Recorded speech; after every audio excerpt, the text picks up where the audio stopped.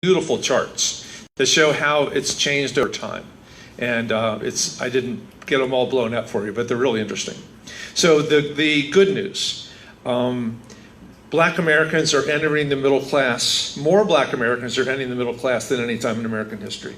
The share of Black adults with high school diplomas or GEDs is rising, but it's almost nearly converged with that of white Americans. So there's almost equity there.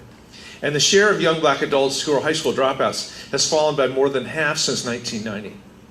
This is particularly important for me because for 15 years, in fact, when Doug Wilder was governor, I was lieutenant governor, one of the things I did was revive the Jobs for Virginia Graduates program, which is the state's largest high school dropout prevention program. We've had it in Arlington off and on, Alexandria off and on. Right now we have 25 high schools, but Governor Northam just tripled the budget. So we'll be able to be 75 or 80 high schools next year. And the goal is to try to, we have over a 95% success rate of the kids who don't join the program do not drop out, they actually finish. It's a school to graduation to work program. Because in all the years that I was touring the state as lieutenant governor and visiting 134 cities and counties, the two things that jumped out at me most quickly about driving poverty were lack of finishing high school and having a baby too young. So the other piece that we've been working on, I've been on the board for years, of the DC campaign to prevent teen pregnancy. Because you can prevent that first baby till they're grown up, till they finish high school, or if they have the first baby, not to have the second baby within 18 months. The likelihood of them having a secure economic future is much greater. Black college graduation rates doubled, more than doubled from 1990 to 2018. And in 2017, the share of Black women enrolled in college exceeded the share of white men enrolled. This is an interesting thing, but Black women are doing really well. And then incarceration rates for Black Americans fell by nearly a third from 2007 to 2017. Still a horrible problem, but it's moving in the right direction. And then the gap in life expectancy between non-Hispanic Blacks and whites decreased between 2006 and 2010.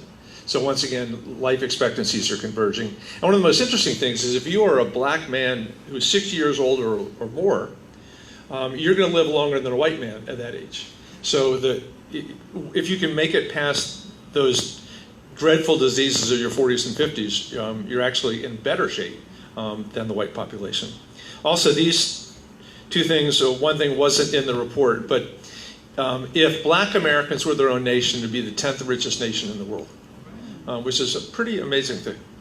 Now, there's a lot of bad news too, though. The Black unemployment rate is still twice as high as the white unemployment rate. This is especially true with young Black men. The median net worth for white families is 10 times what it is for Black families. As more than one presidential candidate has said, you're not going to overcome 400 years of slavery and Jim Crow laws and racial discrimination and massive resistance with a race-neutral policy. Just saying, oh, everybody's even now. It's going to take, since most white wealth is inherited wealth, what my parents inherited from their parents, what I inherited from my parents, etc. It's going to be really tough if you don't have anything to inherit. Fewer than half of Black families own their home compared to nearly 3/4 of white families. There's a huge difference in home ownership. And Black households earn just 59 cents for every dollar that a white household earned in 2018. We're still, despite the progress made on Black incarceration, we as a nation are still the #1 nation in the world in the number of people incarcerated, and we're the #1 nation in the percentage of our population that's incarcerated. I'm so glad Parissa's here tonight because part of the Justice Democrat movements is changing that equation. And again, not in the report, but part of the other work I'm doing, hate crimes are on the rise in every state in the country. And without being political, that at least partly legitimized by a president who says there are good people on both sides. There's been this empowerment of white supremacists. It's so many things, including a couple that are still in the White House.